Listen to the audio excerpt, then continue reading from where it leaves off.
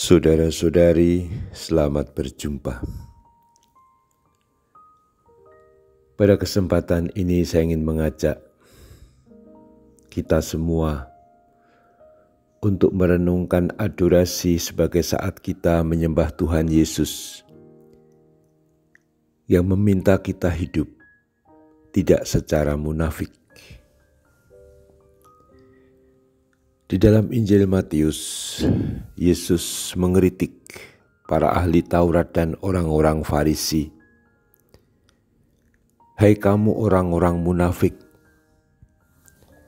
sebab kamu sama seperti kuburan yang dilabur putih, yang sebelah luarnya memang bersih tampaknya, tetapi sebelah dalamnya penuh tulang belulang dan berbagai jenis kotoran.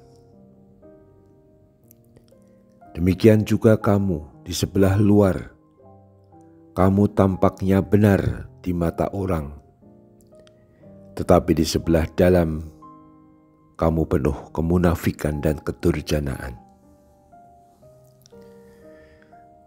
Kata-kata Tuhan ini tentu saja tidak hanya untuk orang-orang Farisi, orang-orang ahli Taurat pada waktu itu, tapi juga untuk kita semua muridnya. Jangan sampai kita hidup secara munafik. Munafik berarti ada perbedaan antara apa yang kita tampakkan secara lahiriah dan apa yang kita hayati di dalam batin kita. Seperti dikatakan oleh Tuhan tadi, orang munafik itu seperti kuburan. Kita mudah sekali dengan membayangkan kuburan. Kuburan itu kalau dijaga dan dipelihara dan dirawat memang sangat indah.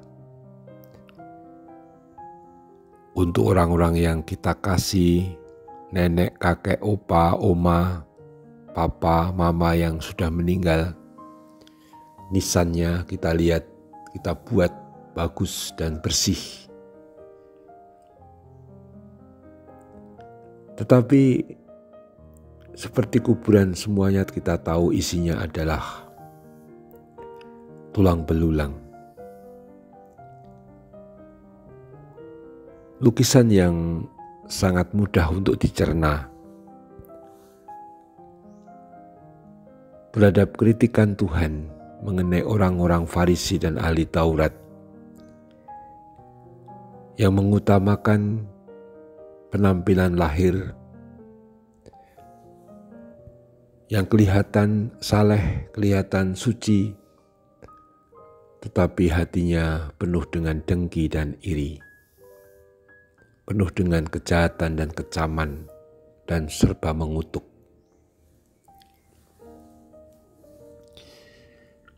Harus kita akui dalam masyarakat kita, banyak sekali orang-orang munafik. Dan jangan-jangan kita pun ikut-ikutan. Kapan? Ya ketika kita banyak berdoa, bahkan doanya teratur, bahkan barangkali kita juga rajin adorasi seperti ini. Tetapi begitu keluar dari ruang doa, lalu kita ngomongin orang lain, kejelekan orang lain, memberitakan hal-hal yang tidak baik dari orang lain, kita mencela, mengutuk, bahkan membenci, bahkan membuat kasakusuk, mungkin isu dan gosip, sehingga terjadi suasana yang tidak nyaman, tidak baik, bahkan terpecah. Kalau kita menyebabkan seperti itu, kita sebenarnya hidup secara munafik seperti orang-orang Farisi dan ahli-ahli Taurat tadi. Adorasi yang kita lakukan setiap hari justru mengundang kita untuk hidup lahir dan batin itu secara serasi, secara cocok,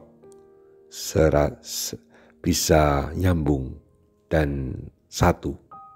Apa yang kita katakan dan apa yang kita lakukan itu satu. Apa yang kita doakan dan apa yang kita hayati dalam hidup sehari-hari itu satu. Kalau begitu, kita tidak munafik. Nyatanya tidak mudah bagi kita untuk hidup sungguh-sungguh suci dan jujur, dan benar-benar lahir dan batin itu serasi atau cocok. Adorasi juga menjadi kesempatan kita untuk mohon rahmat, untuk mohon berkat, untuk mohon kekuatan, supaya kita bisa melakukan, bisa menjalankan hidup ini dengan penuh kasih, suka mengampuni, suka membangun kehidupan bersama yang serba harmonis dan ideal dalam pengertian penuh kasih tadi. Kita menjadi pendamai, kita menjadi orang yang senang dengan suasana persatuan yang serba rukun, yang tidak mengabaikan setiap pribadi, yang selalu memberi tempat, bahkan orang-orang yang kecil, lemah miskin, mungkin para pembantu dan karyawan kita, tetap kita manusiawikan.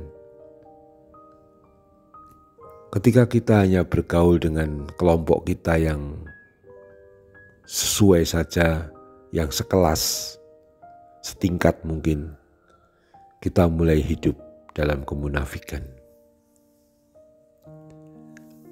Marilah kita lanjutkan adorasi ini, mohon rahmat Tuhan, agar hidup kita antara perkataan dan perbuatan, antara apa yang kita doakan dan apa yang kita lakukan dalam hidup sehari-hari itu satu.